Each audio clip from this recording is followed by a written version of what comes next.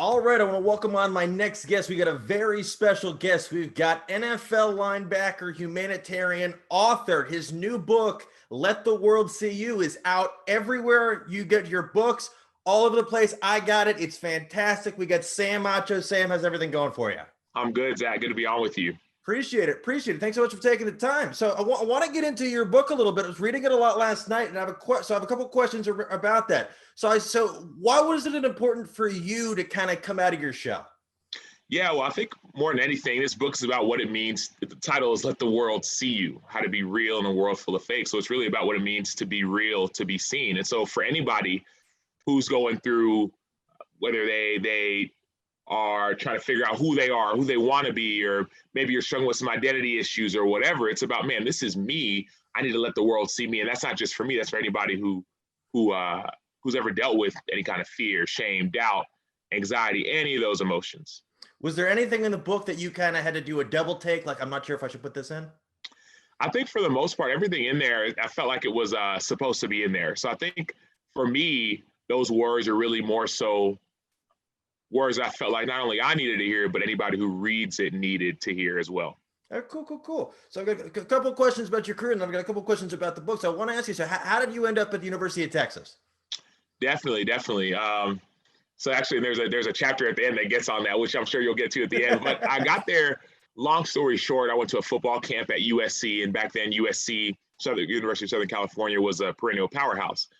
And I remember going to a football camp out there that I wasn't invited to. It was an invite-only camp, and I didn't know it was an invite-only camp. My brother and I showed up with our family, and we just heard about this camp. We had family out there. We're from Texas, but we wanted to go, and we went, and they let us in the camp. Our names weren't on the list, but they still let us in. And it was at that camp where I got, for lack of better terms, discovered. Pete Carroll and his coaching staff saw me, and they said, wow, this guy's really good. And it was an invite-only camp. It was their top 300 camp. So the top 300 players from the entire state of California were at that camp. And out of those 300, me and four other guys got called up to Coach Carroll's office, essentially saying, we want to offer you a scholarship. And so that was when I first got on the map. And also I had a highlight tape that my computer science teacher put on a recruiting website called Rivals. Oh, yeah. Is it still around? I feel like it's still around. It's still around. Absolutely. Rivals. And so that's how I got discovered. And so that's when all the different teams started reaching out, and that's when I decided, okay, I was thinking Stanford at the time, because Stanford had a really good academic program, and the football program was rising, but they didn't know who their head coach was going to be, and I didn't want to show up somewhere when I didn't know who that coach was, and so didn't go to Stanford. Then I was thinking about going to, I think UVA as well was another school that I liked, but wasn't a big fan of the coaching staff, and USC, though it was great, I decided to go to Texas, I'm from Dallas, so it was a three-hour drive, 40-minute flight. What are your thoughts on the Cowboys this year? I'm not a Cowboys fan. I've never been a Cowboys fan. Even though I'm from Dallas, I've always been a fan of players. Okay. So I've been a fan of, even when I was growing up, I like guys like James Thrash or Brian Dawkins, guys who played for the Eagles back then. So I've always been a fan of players. I think when I was young, I liked the Eagles, but yeah, never been a Cowboys fan. Oh, cool. So I have a question. So at Texas, I know you're talking about in your book a lot, you sometimes struggled to balance football with academics. How did you kind of get that to an even keel? Yeah, for me, and yeah, there's a piece on this in the book as well, this idea of like what's really important. Yeah. And a lot of people, they think, well, football is the most important thing. And not only it's the most important thing, it's the only thing. It's the only way out. It's all you have. But for me, I always loved academics and strive to be great in the classroom as well. I mean, forget it as well. Even before I was doing football, I always loved doing good in school and learning and learning about people and about things. And so for me, I got to a point of inflection, an inflection point where I put all my focus on football, even though I had more capacity in the tank to do my school stuff and whatever. And it got me to a place where I didn't want to be. And so finally, I kind of had to come to terms with the fact that, hey, I can do more than just what people think I can do. I'm so much more than people think. And I think a lot of people, we don't understand, we are more than what meets the eye. We are more than anything anybody says or does to kind of keep us down or oppress us. We're more than that. And so for me, it was learning that I'm more than just a football player. I'm an academic. I won the Campbell Trophy, which is an academic Heisman Trophy, 4-time All-American, academic All-American. So yeah, I think it's just this idea of us understanding that we are more than what we do. Absolutely. So I have a question. So fast forward to the draft, you get selected by the Cardinals, but it's a different kind of offseason. Can you kind of recap that a little bit? Absolutely, absolutely. I got drafted during a lockout. And so a lot of people don't know, I got a call from a team and they called and said, hey, congratulations, you're on the Arizona Cardinals, but don't show up to our facility. And I'm sitting there like, what do you mean don't show up to the, I'm supposed to be on the team. Well, they said, hey, here's the deal. This is a lockout. And so you're not allowed to even come to our facility right now. The rule is you have to stay wherever you're at, or you can do whatever you want to do. Just know that you can't come to our facility. And so for me, I got drafted and I was excited about it, but I didn't know what to do. And so by the grace of God, I had a friend who, not a friend, I went on Twitter and researched some players. And one of the players happened to be a guy named Calais Campbell, a star player for the Arizona Cardinals at the time. He and I became good friends. So I went to Arizona to start working out. Though I wasn't at the facility, I just found a facility to start training. It's interesting. Do you think it's kind of similar for the guys this year that really they couldn't really meet with the teams at all until Absolutely. Yeah. Absolutely. Yeah, I think for a lot of people, and what they're experiencing now is it's similar in a way with COVID and with not knowing what's going to happen with people opting out, especially early on. There's definitely a lot of similarities to when I came in and also when guys are coming in this year. Yeah. So I have a question. So in the book, you talk about how people are always asking you, what's Larry Fitzgerald like? And everybody, of course, wants to know. He's one of the greatest wide receivers of all time. He's one of the biggest humanitarians in NFL history. And you used to tell him, oh, he's a great guy. But what was the truth of that? Yeah. So the truth is he actually is a great guy. But the truth is I didn't know if he was or if he wasn't. And I didn't know because I never got a chance. I never took the time to get to know him. Early on in my career, my first year, I was kind of shy and kind of intimidated. And this is the superstar. And I'm just trying to find my way. And it finally got to a point where I think one of my friends just said, hey, Sam, like, he's your teammate. That's your friend. Get to know the guy. And so I just went up to him one day and had a conversation. And essentially I said, almost like you said, Zach, I said, hey, well, so many people come up to me all the time and they ask me about you. Right, this was Larry Fitzgerald, right? 15. Now he's a 15-year NFL vet, future Hall of Famer. So they asked me about you. They asked me if you're as great of a guy in real life as you see him on TV, and they asked me why you do all the good works that you do in the community. And I paused, and he said, "Okay, well, what do you tell him?" And I mean, a lot of people would have been like, "Oh yeah, tell him you're awesome and you're great." And whatever. I was like, honestly, dude, I tell him I don't know anything about you. I don't know why you do what you do. I don't know what kind of dude you are. I don't know anything about you. And he says, dude, like, first of all, why do you tell him that? But second of all, like, why don't you just get to know me? Yeah. Why don't you just take some time and get to know me? And so I did. And that simple conversation, right? Because the whole book is about let the world see you, right? The real you. That simple conversation led to a relationship between Larry and I. And that relationship would open up doors to meet people I never thought in a million years I would ever be able to meet in my life. That I want to talk about that because that blew my mind when you met the people that you said you wanted to meet. How did that whole situation happen and who walked in the room? Absolutely, yeah. So anybody, you're making me give away the chapter. Well, it's a chapter. Man. It's a chapter, so you kind of have an idea. Y'all gotta go. Y'all go buy the book. Go to samachobook.com and go get the book, or even anywhere books are sold. Let the world see you. But so what happened was, so I have a conversation with Fitz, and he says, why don't you take some time to get to know me? And I did. And so we started just hanging out, playing chess. He invites me to his house. We're just hanging out. I just get to know him about what makes him great, what makes him tick. Just on the field, off the field. We talk about global stuff, talk about politics, everything. And all of a sudden, I get after it was the night before our big Wednesday practice. Wednesday practices are the days where you're installing the entire offense or the entire defense. You're in full pads. You're grinding on Wednesdays. That's your work day. And Tuesday night, I got a text from Fitz saying, hey, man, what are you doing after practice tomorrow? And in my mind, I'm like, okay, let me try and impress, right? Well, I'm going to be studying film. I'm going to be in the hot tub, cold tub. But as I read the text again, I realized it wasn't so much of like a question as it was an invitation, right? I looked again and said, what are you doing? I said, honestly, dude, I'm chilling. I'm hanging out. Like, I'm not doing anything. He said, okay, great. Well, I want you to meet some friends of mine, 6:30, after practice, dressed to impress. And so I did.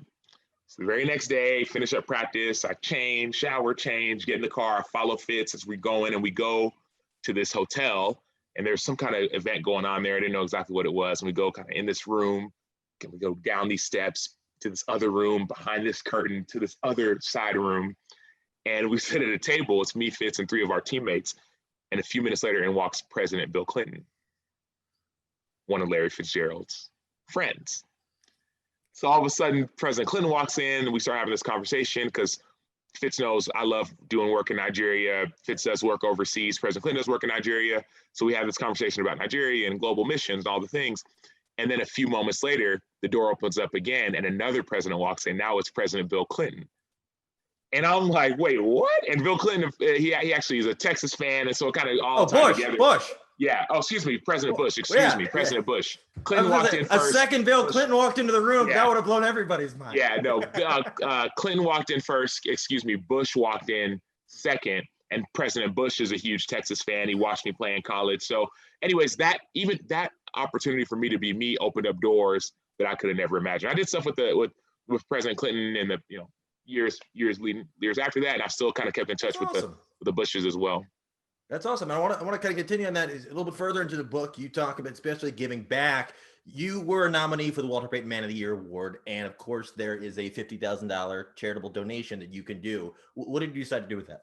Yeah, well, it's funny, Zach, you say, of course. It wasn't an of course beforehand. Before, there was a $5,000, essentially a grant to your nonprofit, which is good money. But my nonprofit, some of the stuff, the work that we did work in Nigeria. And so we're trying to build a medical center, and that it's going to be more than $5,000 to build a medical center. Well, the year I get nominated, the United Way had joined in to become a partner with the NFL and the Walter Payton Man of the Year Award, and they actually increased that donation to $50,000 for each nominee. And so my parents and I and our family just started raising all this money for this medical center, but we didn't know how we were going to finish it, right? In Nigeria, 7,000 miles away, and we didn't know how we're going to finish it. And all of a sudden I get this nomination, right? So $50,000 gets a chance to go towards the work we did.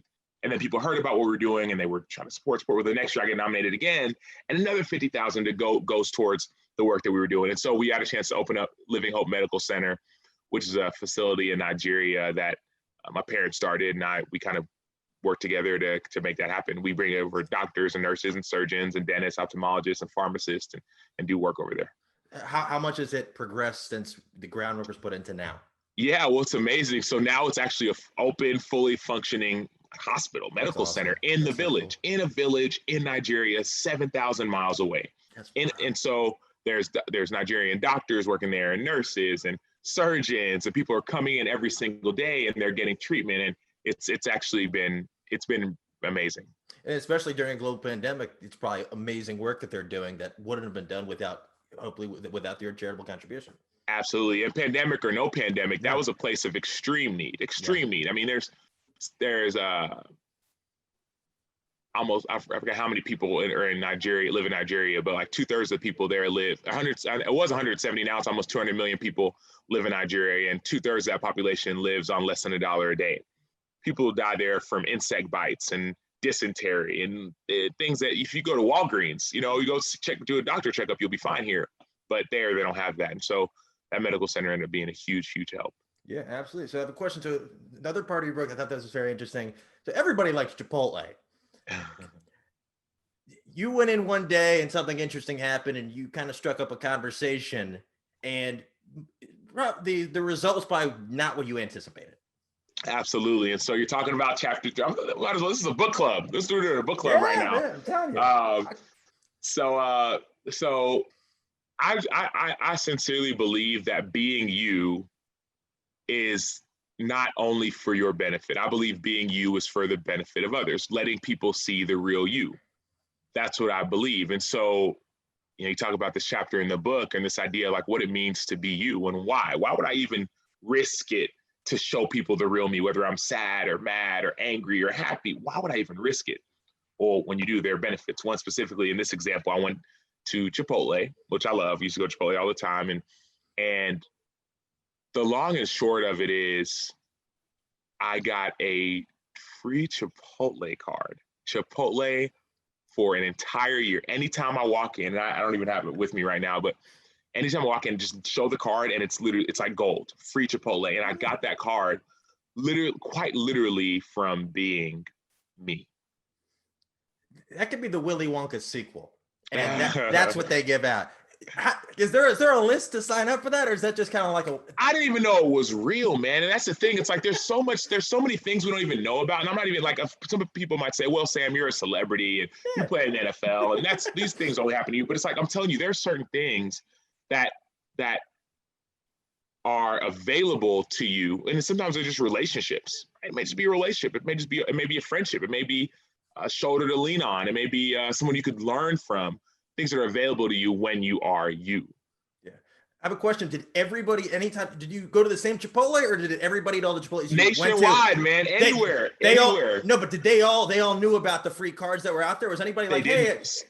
No, so I would go to some Chipotle. So you're asking, did every Chipotle work or no? Yeah. I literally would show up and I'd order my food. Oftentimes I'd show them the card. They'd be like, two things would happen. One, they'd be like, meet the manager. I don't know this guy here. And the manager would be like, oh, I think I've heard about something like that. And it's like they would key in. The other half of the time, they'd be like, it's real. It's real. It's real. So it was the coolest thing. I had it for about 3 years, and awesome. And I loved it. What was the longest transaction you ever had where they had to call somebody and say, oh, we need to verify this? It was the longest you ever It wasn't necessarily the longest. It wasn't necessarily the time of the transaction. It was more so like the awkward kind of pause. And 15 people in line behind you. They're like, what the hell's going on with this? Well, not even that. It was more like the manager would be like, the person at the desk would be like, I don't know what this is. And then at the register, then the manager would come over and it's like, is this real? Like, they wouldn't believe it was real. So I'm like, I could pay for it, or I play in the NFL. The guy gave me the card. I don't know. They think I'm nice. Yeah, that's awesome. So away from the book, I don't want to give anybody else anything from the book. If you want the book, they can go get it. Y'all can go get it. They can go get it. Anywhere books are sold. Everywhere. Right? Let the World See You. It's titled Let the World See You. So type in Amazon, Target, Barnes & Noble. All over. Anywhere books are sold. I searched it in 30 seconds. It came right up. It's very easy to find. So I have a question. So back to the Cardinals. I saw that you were behind Joey Porter when you came in. What's your best Joey Porter story that you can tell on a podcast? I mean, it's a couple I probably can't tell on the podcast. Peasy. So we call him Peasy. Man, it's some stories. It's some stories that I think got to stay in the locker room with the Peasy stuff. But he's great dude. I think I'm almost certain that him and his wife just opened a facility, like a hospital of some sort. Oh, nice. I didn't know that. That's awesome. Or it's coming soon. I think it's for people with disabilities, something like that. It's interesting. And then, so I have a question. So how did you end up with the Bears? Absolutely. So I finished I signed a rookie contract with the Cardinals, finished that contract up, and I was a free agent. And funny enough, I thought I was going to retire Cardinal, but I had some injuries. And so, I was ready to move on. They were ready to move on. And I was getting my MBA from this international business school. And while I was getting my MBA, I was getting it while I was playing and in the off season. And all of a sudden I get a call from like a 786 number. It's Florida. And I'm like, what the heck? It's calling me, but I'm in class. My phone rings. I'm a free agent. So I'm like, dude, maybe it could be a team. Maybe it's not. I don't know. So I stepped out of class. I pick up and it's John Fox, who was the head coach of the Chicago Bears at the time. And he talked about not only trying to build a new team and to build a new culture, but also an opportunity.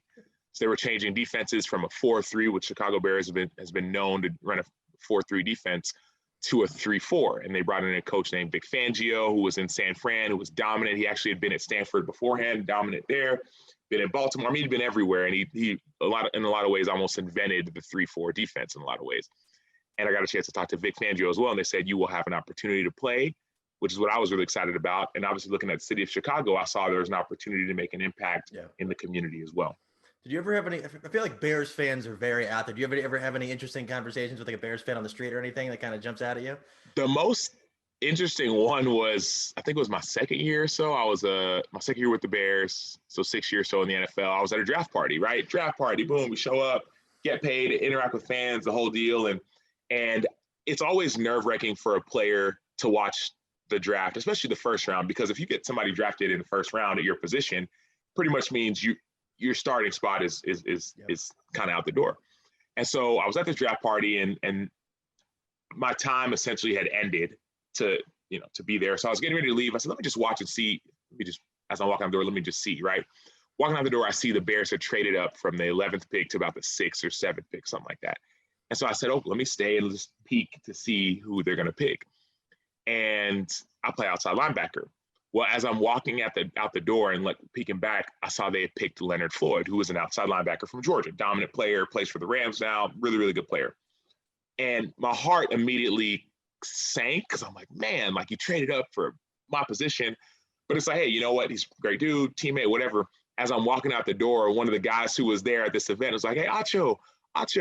And they say, hey, the Bears just drafted a linebacker. Hopefully you keep your starting spot. And I'm like, oh, come on, man. Like, I mean, it was like 30 seconds ago. Give me some time to let it digest. So that was probably the the most like Bears fan thing you could do. But it was, the fans are passionate here in Chicago. I have a question. How did you find time with all the stuff going on? You're just talking about getting your MBA, playing in the NFL. How do you have time to write a book? Yeah, well, it wasn't like I was just like, it was not a bucket list thing. I want to go write a book. There wasn't by any means. And I know you said your first book was more coming, right? More coming because we need some sequels, right? Yeah, this book was more birthed out of pain and doubt and frustration and fear, but it also was birthed out of freedom and hope and joy and peace. And so for me, this book, I actually got it right here. Oh, cool. Book. It's in a lot of ways, it's my heart on the page. It's my heart on paper. And so how did I find time? I mean, anytime for me, it would be it was therapy in a lot of ways. Writing was therapeutic. It was cathartic. It was freeing. That's awesome. And I have one last question for you. Has anybody reached out to you after reading the book saying like, this is, I needed this? Yeah, a lot of people have actually. A lot of people after reading the book have, and these are both, some are athletes, former current athletes, former athletes. Some people have no idea what shape of football is, right? And they've read the book and they've said, thank you so much for writing this. Thank you so much for writing this, because people in the football world or in the sports world said, man, I needed to hear these words that you've had to say, that you have to say. And people who aren't in the sports world have said, man, I know nothing about football, and I read this book and like my life has been changed for it. Thank you for showing me how to be me. That's awesome. That's so cool. Well, that's all the questions really have for you. So one last time, for how can people find the book and how can people find you on social media and keep up with you? Yeah, definitely. So just go to samachobook.com, SAMACHO book.com to find out more about me and about the book. You also it's available anywhere books are sold. So just go to, the title is Let the World See You. Let the World See You. How to Be Real in a World Full of Fakes. Available anywhere books are sold, Amazon, Target, Barnes & Noble, wherever you get your books, it's available. And then also if you want to find me on social, my tag is at the THE Sam Acho. So samachobook.com, let the world see you, and you can connect with me in that way. Cool, man. Well, we really appreciate you taking the time. It's been awesome. I can't wait to finish up this book later today, but this has been a blast. I really do appreciate you taking the time. Awesome. Thanks so much, Zach.